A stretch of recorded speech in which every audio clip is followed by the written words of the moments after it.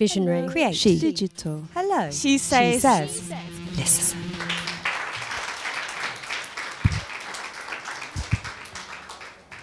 I'm Malin, I'm from Sweden.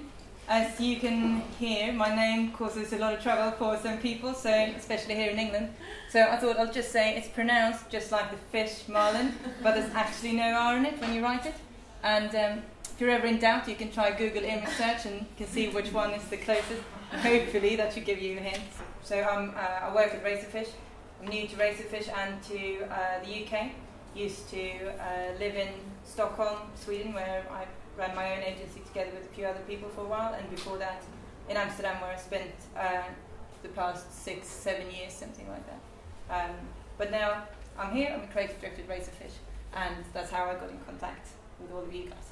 I'm going to talk about some different pieces of work tonight, and I wanted to go a little bit outside of the usual advertising stuff, partly because I think what I get inspired from in my work isn't normally the kind of stuff that our competitors are doing.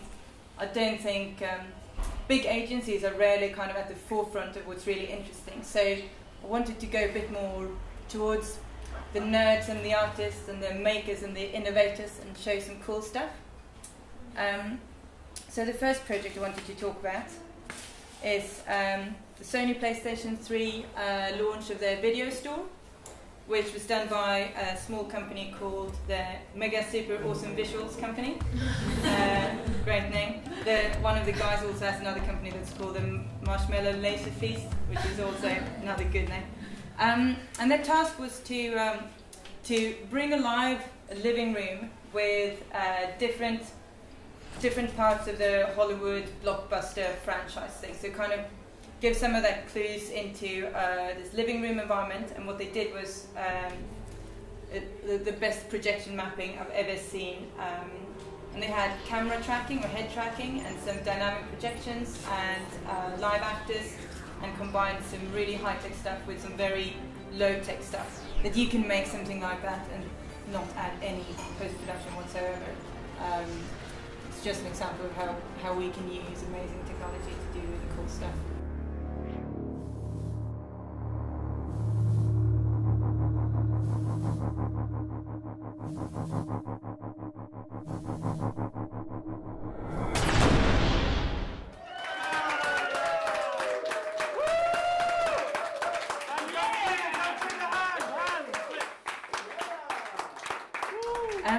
The next project I want to talk about is the Ouya game console, and this is currently in production. It's a project on Kickstarter, and this is really, to me, an example of the internet when it's at its best and really does what the internet is almost supposed to do. It's all based in the fact that people who are into video games, they want to play games on their TV in their living room. But currently, all the game consoles are really expensive. They're very limited, so certain games you can only play on certain consoles. If you're a developer, it's really hard to go out and make games for these consoles because you have to buy expensive dev kits. So the industry is very limited by the big companies that are ruling it. And some people thought, what if there was an open source game console that you could make any game to, you could play it on your TV, it will work with everything. And they set up a Kickstarter fundraising for it, and they aim to reach 950,000. I don't know if you can see that, but that's what they set out to get. And they're currently at $6 million US dollars and counting. And I took this screenshot originally 2 days ago. I had to redo it because they'd reached 6 million. Before that, 2 days ago they were at 5,700,000, something like that. So it's going really fast. 6 days to go, so they're probably going to get even more. And they've got a little video which I'm going to play as well.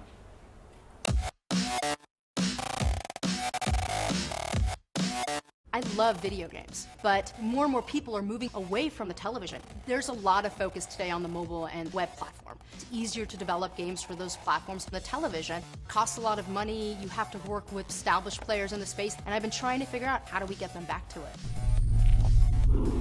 Ouya is a new game console for the television that's built on Android, open source technology. It's an inexpensive game console for gamers. All the games are free to try. Anybody that wants to develop a game for a television, we allow them the ability to do this. I've been a part of the game industry for a really long time. In the early days of gaming, you could take your Apple IIe, write your own programming, and take your game to market. The console business as it is today is completely closed to the independent developer. The process overhead for console development is really just too much for us. There's a lot of hurdles for developers to get games onto the television. Developing is extremely expensive. I love the television and I want those games on the television.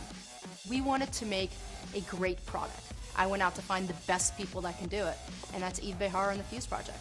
Over the years, we've worked on a lot of projects that take a certain technology and make it available to many. I mean, the $100 laptop is one, and the Jambox, for example. We like to use all the different parts of design, fuse them together, whether it's industrial design or user experience. The most important part of this to us is the controller. We really focus a lot on what gamers are looking for. Precise controls, tactility, right sizing. What makes Ouya different and gives it the potential of changing the gaming environment is you're able to build things right from the start. You don't have to pay outrageous amounts of money for a dev kit. You don't have to have a lot of credentials, just good ideas. The more we have something like this open console that can break that, it's going to open it up for a new business segment for the independent developers. Since it's Android based, we have a great 3D port of Cannibal that's on Android already. That would be really fun to see up on the TV. We have a prototype and it works. We'll have all the game genres you love. Shooters, platformers, sports, and RPGs. We'll have games from major game publishers and indies too. We'll have a full store of games, all free to play. So I think this is really cool. It's really David taking on Goliath. And we're hopefully going to see more of this, more and more of this, where people are willing to pay for the stuff they want. And with Kickstarter, for example, it's just such a brilliant way of making that happen. And the next project or person I want to talk about is this artist called Lucy McRae, and she calls herself a body architect. She's got a background at Philips Design, and she's been working a lot with wearable technology. And I saw her at the OFF conference this year in Barcelona, and she said that she thinks that technology are the new feathers, in the sense that it's wearable, function, and ornament. And I wanted to show, this is actually not a super new project, but I was so impressed by this music video that she did with Robin, the Swedish artist, so I want to show it. Anyway, this is the making of.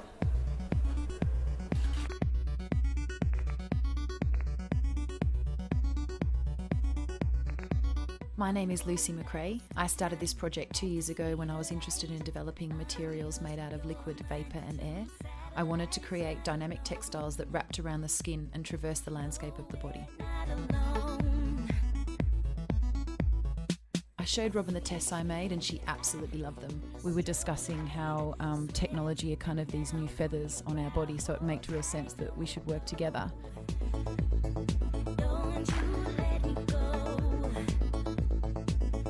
I started in a real analogue way by wrapping tubes around a friend's body, and one end of the tube would be inside her mouth and the other end of the tube would be inside the bucket, and the speed was determined by how fast she was sucking or blowing.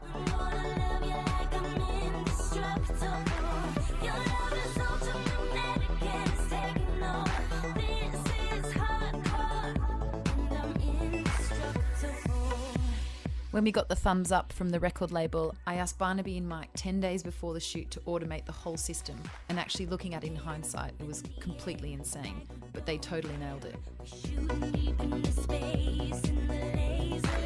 The boys built two machines. We called them the Beast and the Baby.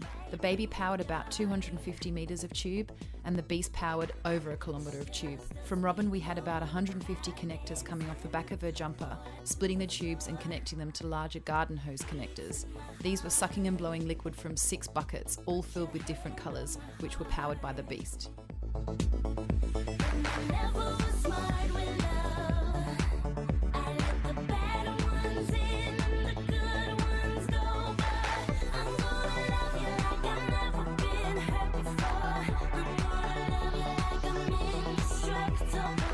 We were shooting for 22 hours and it was the most fun I've ever had on any project.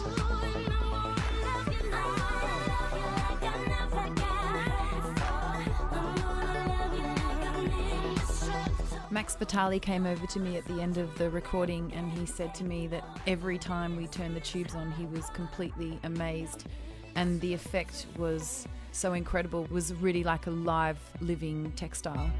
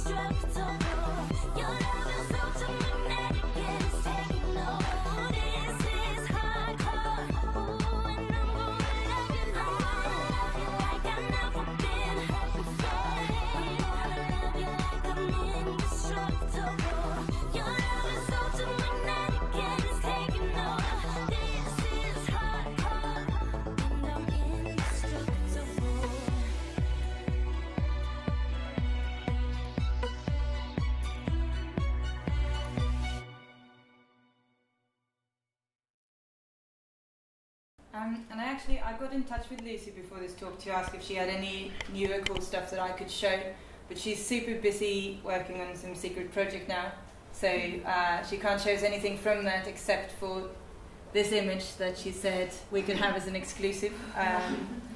And she sent me this note with it. I like imagining how brands could evolve and what products they have in the future, and how tech will change their format and application on the skin.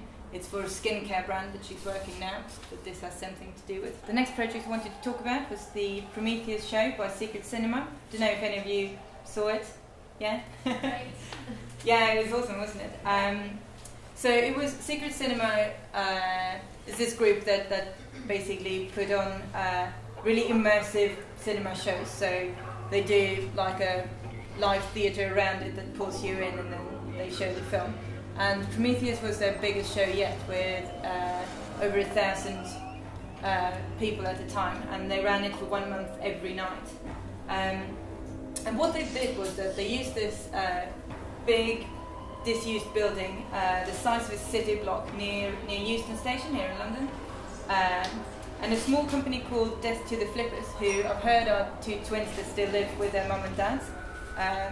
They helped them build this whole space and make it up as if it was the spaceship of Prometheus, complete with like a cockpit, a loading bay that actually had some of the vehicles from the film set, secret restaurant, hypersleep chambers, a medical lab, a mess hall, as well as apparently a chunk of the alien planet to explore, but I never found that when I was there. But I thought it was a really, really cool experience, and I've never been to any other kind of immersive live theatre experience as impressive, so I thought that was a good inspiration for future projects for me as well.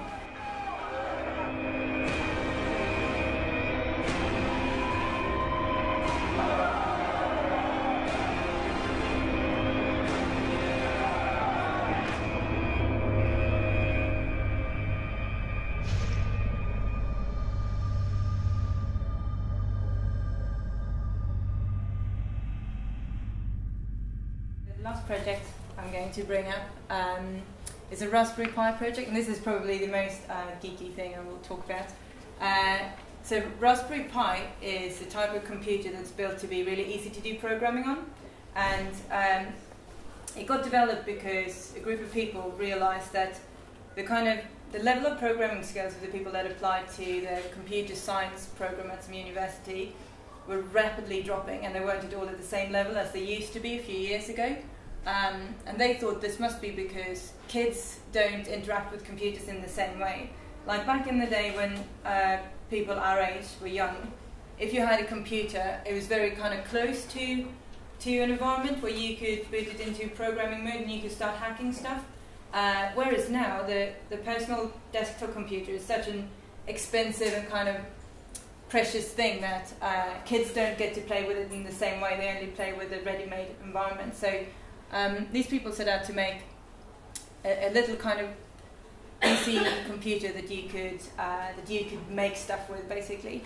And a guy called Will Powell made a pair of live subtitle goggles inspired by the Google Project Glass, but more of a DIY version.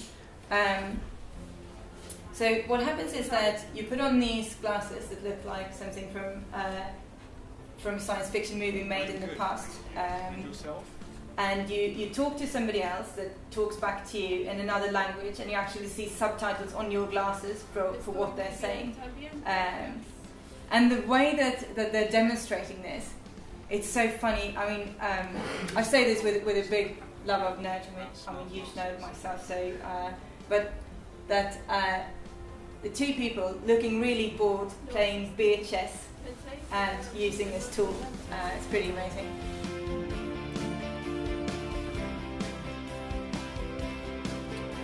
I think that they have created something very innovative.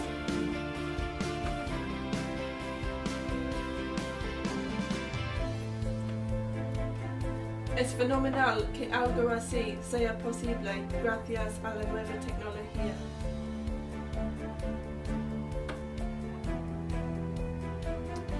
The technology we are using now is inspired by their device.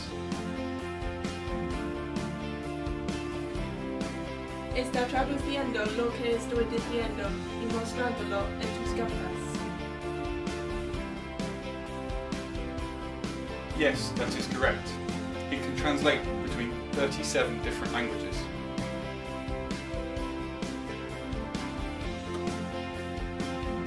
Es extraordinario. El sistema funciona más rápido cada vez que lo usas. There you go. That's it.